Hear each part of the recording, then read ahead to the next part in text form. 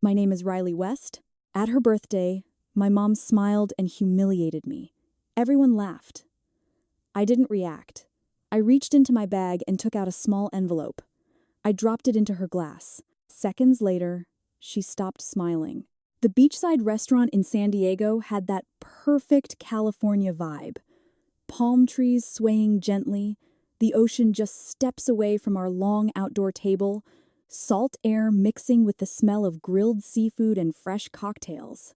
Mom had chosen this spot because she loved how the sunset turned everything golden, making photos look magazine-worthy. She stood up right after the appetizers, glass of white wine in hand, her smile wide and confident like she was about to deliver the highlight of the evening. The whole family was there. Aunts, uncles, cousins, all dressed up for the occasion, chatting and snapping pictures. Then came the toast. She raised her glass higher, voice carrying over the soft waves. "I'm so proud of all my kids, except one." The table erupted in laughter, light and assuming it was just her usual teasing humor. Aunt Carol laughed the loudest, clapping her hands like it was the funniest thing she'd heard all year. I sat across from Mom, fork paused midair, feeling the familiar sting settle in my chest. But I didn't flinch. I didn't argue. Instead, I reached under the table into my purse, fingers closing around the small white envelope I'd prepared that morning. I leaned forward casually, as if passing the salt, and let it slip into her half-full champagne flute. It landed with a soft plop, floating on the bubbles. Mom's eyes dropped to the glass. Her smile faltered, then disappeared entirely. The laughter around the table trickled off one by one as people noticed her expression shift, confusion turning to something sharper. She picked up the glass, peered inside, and her hands started to shake. No one spoke. The only sound was the distant crash of waves and the clink of someone's forgotten fork. I kept my face neutral, breathing steady. This wasn't impulse. This was calculated. Whatever happened next, I had control for the first time. If you've ever been the one family members joke about at gatherings, smash that like button and subscribe right now. You're going to want to see exactly how I turned the tables without saying a single angry word. I grew up in a quiet suburb just outside San Diego, in a 2-story house with a manicured lawn and a basketball hoop in the driveway that no one ever used after Austin moved out. Mom, Susan, treated every family interaction like an opportunity to highlight differences. She didn't do it with malice in her voice. It was always wrapped in casual comments, the kind that sound harmless until they pile up over years. Jasmine was 2 years younger than me and had always been the easy favorite. She was outgoing, athletic, quick with a joke, everything Mom seemed to value most.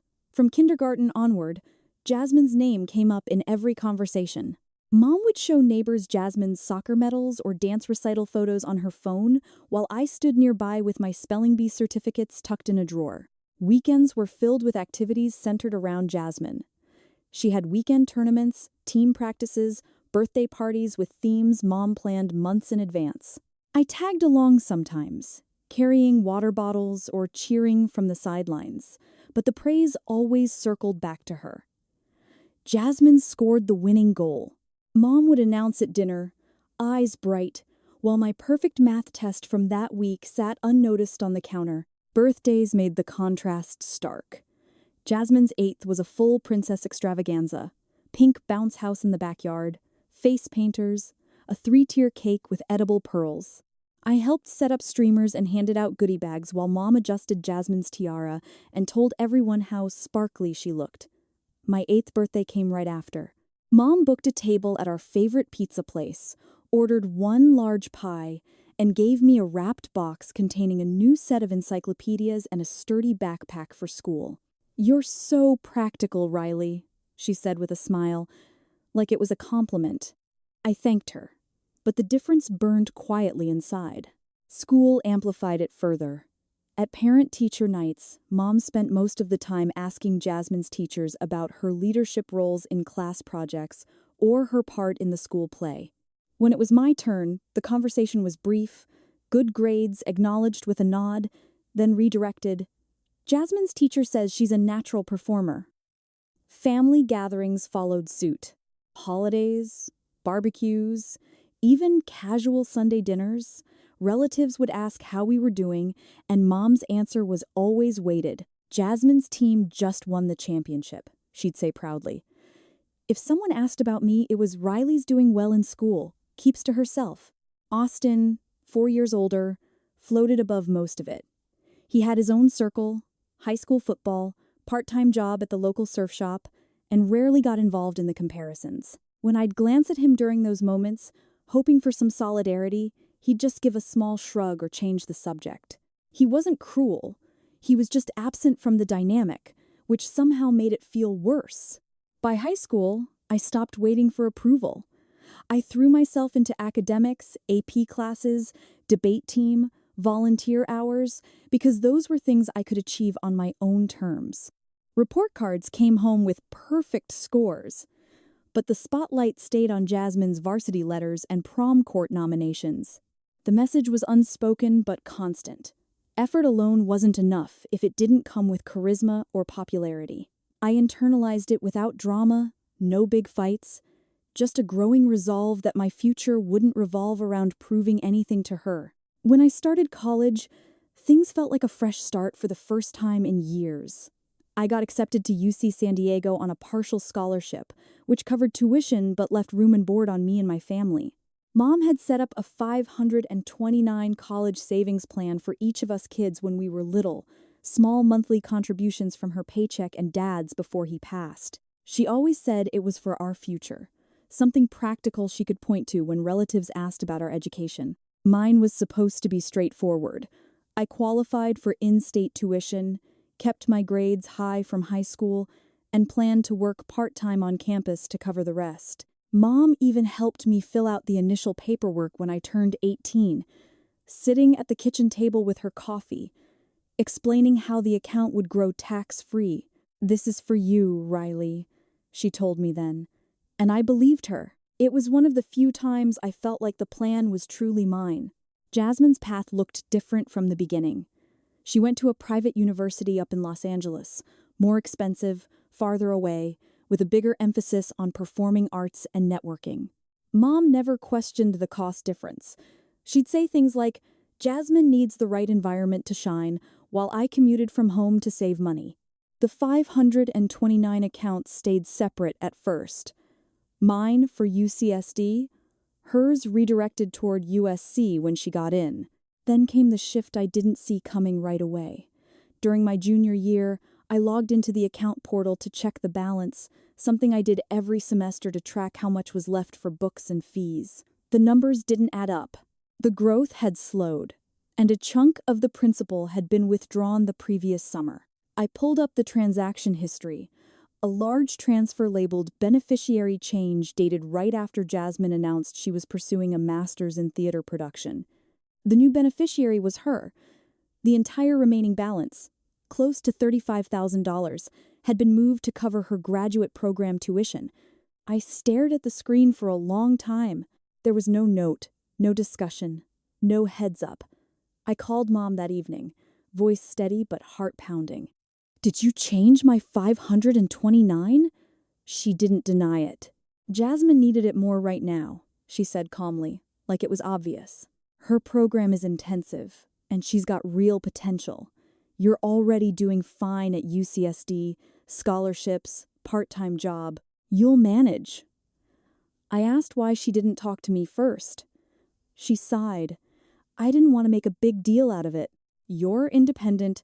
Jasmine still needs support." I hung up without arguing. There was no point. She had made the decision, and in her mind, it was fair because Jasmine shone brighter. I printed the statements that night, every page showing the transfers, the beneficiary update, the explanation email from the plan administrator confirming Mom's authorization as custodian. I saved them in a folder on my laptop, labeled simply evidence. I didn't confront her again then.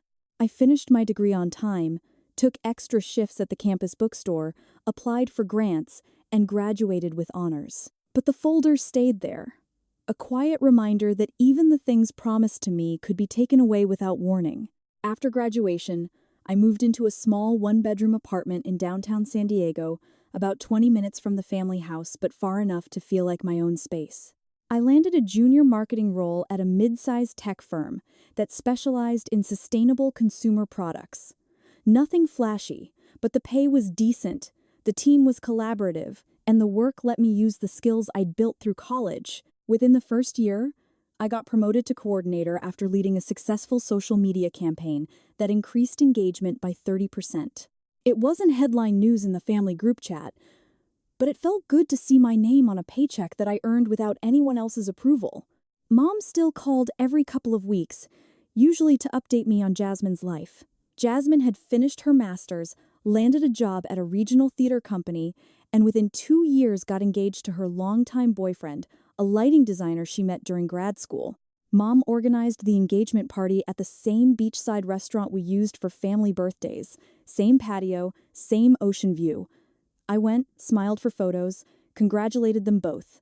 Mom pulled me aside at one point and said, "See how happy Jasmine is? She worked hard for this." I nodded, kept my response short. I didn't mention that my own promotion had come with a raise and a bonus that let me pay off my last student loan early. The family group chat became the main stage for comparisons. Mom posted photos of Jasmine's wedding dress fittings, the venue she booked in La Jolla, the honeymoon plans to Hawaii. Every post came with captions like, "My beautiful girl is glowing," or "So proud of the life she's building." When I shared something, maybe a screenshot of a campaign I ran that got featured on a local business blog, responses were polite but brief. "Nice work," Riley, or a thumbs-up emoji from Austin. Mom rarely commented directly. If she did, it was usually something like, "Good for you. Keep pushing." It stung less than it used to, but it still registered. I started noticing patterns in how money flowed. Mom helped Jasmine with the down payment on her first condo after the wedding, $20,000 from what Mom called savings she'd set aside. I knew where some of that came from. The redirected 529 funds that were originally mine had grown over the years and become part of Mom's general emergency account. She never hid it completely. She'd mention in passing how she reallocated things to help where needed most. Austin got occasional help too. Mom covered his car repairs once, paid for a new roof on his house after a storm. I never asked for anything. When I bought my first used car, I paid cash from savings. When I needed dental work, I used my insurance and covered the rest myself. One afternoon, about 6 months before Mom's 58th birthday, I sat down with all the old statements again. I printed fresh copies of the beneficiary change documents, the transfer records, and the emails where Mom had authorized everything. I also pulled screenshots from the group chat over the past few years, posts where Mom bragged about Jasmine's achievements while my updates got ignored, messages where she'd casually mention helping Jasmine financially because she's starting out. I organized it chronologically in a slim folder, proof of the original 529 setup for me, the change to Jasmine, the amounts transferred, and the context of how Mom framed it publicly. Nothing dramatic, no annotations, just facts. I didn't tell anyone I was doing this. Not Austin, not any cousins, not even my closest friend from work. It wasn't about revenge. It was about clarity. If the moment ever came where Mom decided to point out my shortcomings again, in front of the whole family, I wanted something undeniable to place in front of her. Not words, evidence. As Mom's birthday approached, she sent out the invitation for the celebration at the beachside restaurant. "Family only.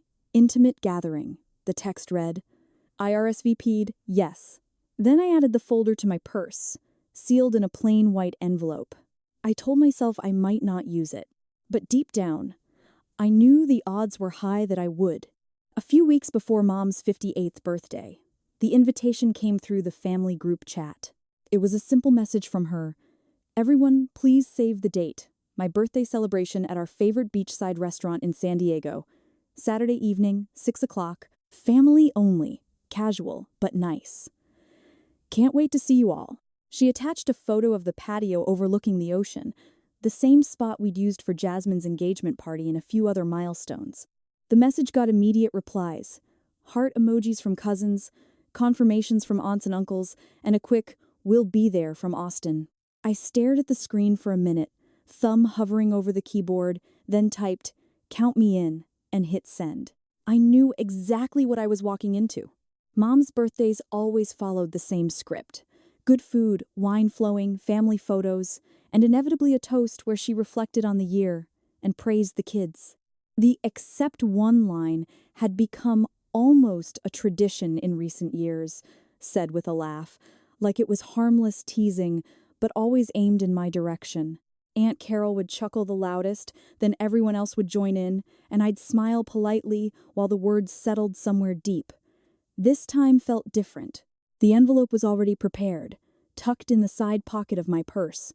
The printed 529 statements, the transfer records, the email confirmations, all in chronological order inside a plain white envelope no bigger than a greeting card. I had sealed it the night before, double-checked every page, and made sure nothing could be misinterpreted as exaggeration. The days leading up to the event passed quietly. I went to work as usual, meetings about upcoming product launches, emails about ad copy revisions, lunch with a coworker who asked how my family was. I answered vaguely, kept the conversation light. At home, I tried on outfits twice. First, a simple navy dress that felt too formal. Then switched to black slacks and a cream blouse, professional but not stiff. I wanted to look composed, not like someone gearing up for a confrontation. I practiced in front of the mirror a few times. Not what I'd say, because I didn't plan to say much, but how I'd hold my face when the moment came. Neutral expression, steady breathing, no trembling hands. I even timed how long it took to reach into my purse and drop the envelope without drawing attention until it hit the glass. I thought about backing out more than once. I could send a last-minute excuse, work emergency, sudden headache, and avoid the whole thing. But each time the idea crossed my mind, I remembered the years of small dismissals, the redirected funds, the group chat silences, the casual way Mom had explained it all away. Walking away now would mean letting it continue unchallenged. I wasn't looking to ruin her birthday or start a screaming match. I just wanted her to see the facts in the same room where she'd so often highlighted my shortcomings. The night before the party, I charged my phone, packed a small overnight bag in case things got awkward and I needed to leave early, and placed the purse on the chair by the door. I didn't sleep much. Not from nerves exactly, more from the clarity that had settled in. Whatever happened after I dropped that envelope, the dynamic would change. Mom might get angry, defensive, tearful. The family might side with her, or stay silent like always. Jasmine might feel exposed. Austin might finally speak up, or he might not. None of it was in my control anymore. The only thing I controlled was showing up prepared. Saturday arrived clear and warm, typical San Diego weather. I left my apartment at 4:30 to beat traffic, drove along the coast with the windows down, salt air filling the car. The restaurant came into view just as the sun started to lower, painting the water gold. I parked, checked my reflection one last time, smoothed my blouse, and walked toward the patio where the family was already gathering. Mom spotted me first. She waved enthusiastically, called out my name, and pulled me into a quick hug. "So glad you made it, Riley. This is going to be a great night." I smiled back. Wouldn't miss it. The patio was already lively when I arrived. Tables had been pushed together to form one long setup under string lights that glowed softly against the deepening blue sky. The ocean stretched out beyond the railing, waves rolling in with a steady rhythm that mixed with the low hum of conversation and occasional laughter. Servers moved between groups, refilling water glasses and passing around baskets of warm bread. Mom had reserved the entire outdoor section, so it felt private yet open to the sea breeze. Family members filtered in gradually. Cousins arrived first with small, wrapped gifts and hugs. Aunt Carol showed up early, as always, wearing a bright floral dress and carrying a bottle of Mom's favorite rosé. She kissed Mom on both cheeks, then turned to me with a wide smile. "Riley, look at you. Always so put together. Come sit next to me. I want to hear what you've been up to." I thanked her and took the seat she patted, though I knew the conversation would quickly shift elsewhere. Jasmine and her husband arrived next, hand in hand, her hair swept into a loose wave that caught the light perfectly. Mom lit up the moment she saw them, pulling Jasmine into a long embrace and immediately asking about the latest theater production she was working on. "Tell everyone about the new show. You're directing a scene, right?" Jasmine laughed and launched into details while Mom nodded enthusiastically, turning to the table to make sure no one missed a word. Austin came in shortly after, wearing a casual button-down and jeans, giving quick nods and fist bumps before settling at the far end. He caught my eye once, offered a small smile, but didn't say much. The appetizers came out, seared scallops, bruschetta, calamari, and the chatter grew louder. Relatives swapped stories about work, kids, recent trips. Mom moved around the table like a host on a mission, refilling glasses, making sure everyone had enough to eat, and steering the conversation back to family highlights. She mentioned Jasmine's upcoming anniversary trip twice, praised Austin's new promotion at the surf shop chain he managed, and asked cousins about school or jobs. When someone turned to me, "Riley, how's the marketing job going?" I gave a brief update about the recent campaign launch. Mom smiled politely, then pivoted. "That sounds great. Jasmine just wrapped a big grant application for her theater group. Fingers crossed." Aunt Carol leaned in toward Mom during a lull. "You should do your toast soon, Susan. Everyone's here. The wine's flowing. Perfect timing for your famous family reflections." She said it with a wink, voice carrying just enough for the table to hear. Mom laughed lightly. "Oh, I will. Just waiting for the main course so we can all raise a glass properly."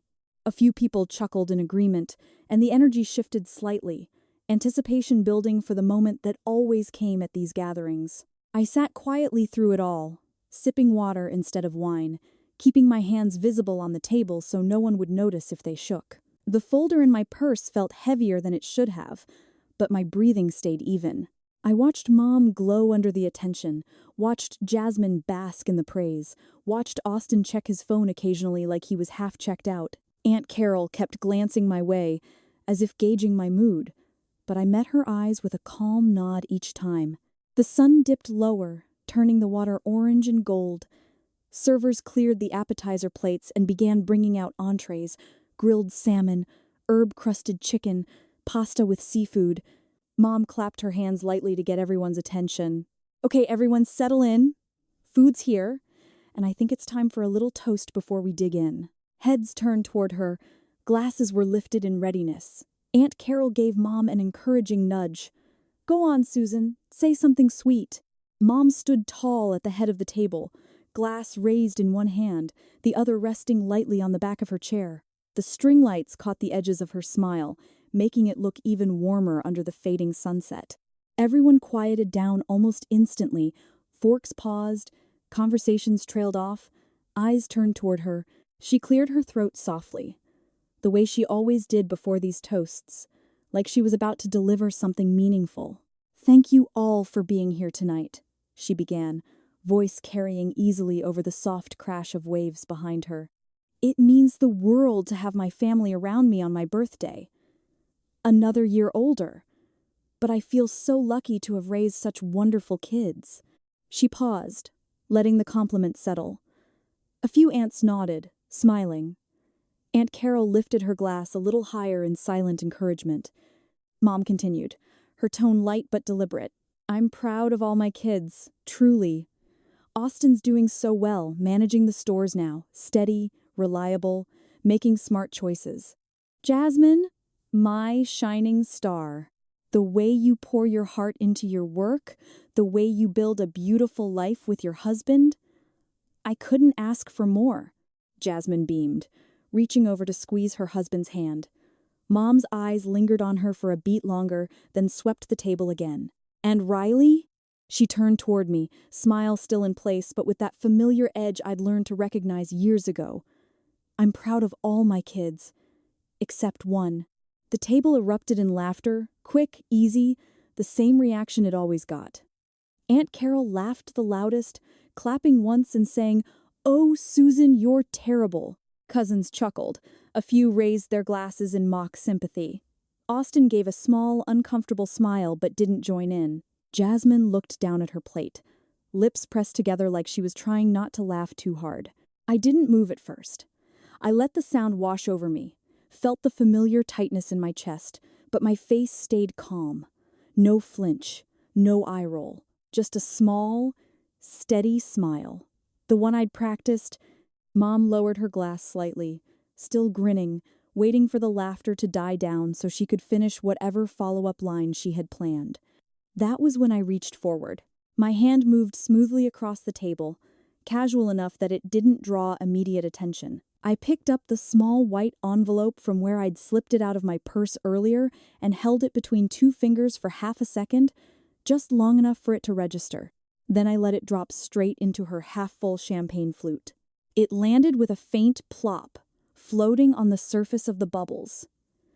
The envelope was small, barely bigger than a business card, but the white paper stood out clearly against the pale gold liquid. The laughter trailed off unevenly. A few people noticed first. Aunt Carol's chuckle cut short, her eyes flicking to the glass. Then Jasmine looked over, then a cousin. Mom's smile froze mid-expression. She stared down at the envelope, bobbing gently in her drink. For a long moment, no one spoke. She reached for the glass slowly, almost mechanically, and lifted it closer to her face. The envelope had started to absorb a little liquid, the edges darkening, but the text inside was still visible through the thin paper when she tilted it. Her fingers tightened around the stem. The color drained from her cheeks. She didn't scream. She didn't gasp dramatically. She just stopped. The bright, confident smile vanished completely. Her mouth opened slightly, then closed. Her eyes darted from the envelope to me, then back to the glass. The table had gone completely silent now. Even the waves seemed louder in the pause. Aunt Carol leaned forward. "Susan? What is it?" Mom didn't answer right away. She set the glass down carefully, like it might break, and used a napkin to fish the envelope out. It dripped champagne onto the tablecloth as she unfolded it with trembling hands. She read the first line. Her face changed again, confusion giving way to something sharper, something like recognition mixed with dread. She looked up at me, eyes wide, voice barely above a whisper. "Riley? What is this?" I met her gaze evenly. "It's the truth, Mom. The part you never told anyone." The silence stretched longer than it should have. Mom held the damp envelope in her napkin, staring at the unfolded pages like they were written in a language she didn't recognize. The text was clear even from where I sat, black ink on white paper, dates, amounts, account numbers, her own signature authorizing the beneficiary change. She scanned the first page, then the second, then flipped to the screenshots of old group chat messages where she'd casually mentioned helping Jasmine because she needed it more. Her hands shook enough that the paper rustled. She looked up at me again, eyes glassy, mouth opening and closing without sound at first. "Riley, this is private," she finally said, voice low and thin. "You shouldn't have brought this here." I kept my tone even, loud enough for the table to hear but not raised. "It stopped being private the day you decided to use my college fund for Jasmine without asking me. And it became public every time you toasted, except one in front of everyone." Aunt Carol shifted uncomfortably. "Susan, what's going on? What does it say?" Mom didn't answer her. She turned the pages again, as if rereading would change the facts. Jasmine leaned forward, frowning. "Mom? Is this about the 529 thing?" Mom's face flushed. "It was for your master's, Jasmine. You needed the support. Riley was already set with her scholarship." Jasmine's expression shifted. Surprise, then unease. "You never told me it came from Riley's account." Austin finally spoke, voice quiet but firm. "Mom, you moved Riley's college savings? Without telling her?" Mom set the papers down, napkin and all, and pressed her palms flat on the table. "I did what any mother would do. I helped where the need was greatest. Riley managed fine. She graduated. She has a good job now. No one suffered." I looked around the table, cousins frozen mid-bite, aunts exchanging glances, uncles staring at their plates. No one jumped in to defend her this time. I suffered, I said simply. Every time you reminded me I wasn't enough. Every time you redirected what was promised to me. Every time the family laughed along with your little joke. I didn't come here to argue or make a scene. I came to show exactly why I've never felt like I belonged. Mom's eyes filled. Riley, I didn't mean... You meant every word. I cut in gently. And I'm done pretending it doesn't hurt. I pushed my chair back slowly and stood. No dramatic exit, no raised voice. I picked up my purse, nodded once to Austin. He gave a small, almost imperceptible nod back, then looked at Jasmine. I don't blame you, I told her. You didn't know, but I can't keep being the punchline. Jasmine opened her mouth, then closed it. Her husband put a hand on her arm, silent. I turned to Mom one last time. Happy birthday. I hope the rest of your evening is nice. Then I walked away from the table, past the string lights, past the railing where the ocean kept rolling in like nothing had changed. I heard Aunt Carol murmur something, heard Mom say my name once, soft, almost pleading, but I didn't stop or look back. I got in my car, started the engine, and drove home along the coast road. The windows were down, cool night air rushing in.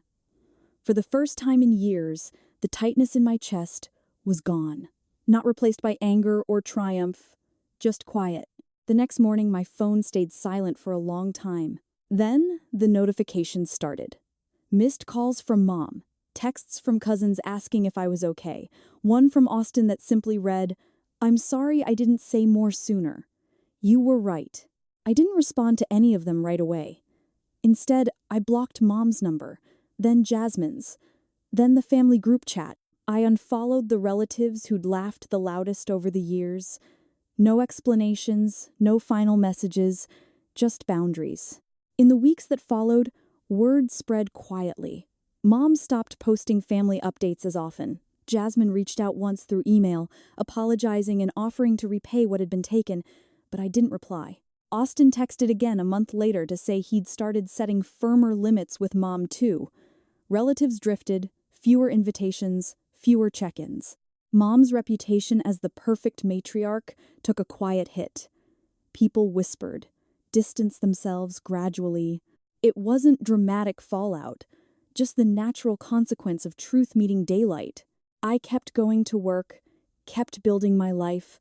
Promotions came, friendships deepened, weekends felt lighter. I learned that protecting your peace sometimes means walking away from the people who taught you it wasn't safe to have any. Family isn't defined by blood or shared history, it's defined by respect. And when respect is consistently withheld, the healthiest choice is to let go completely.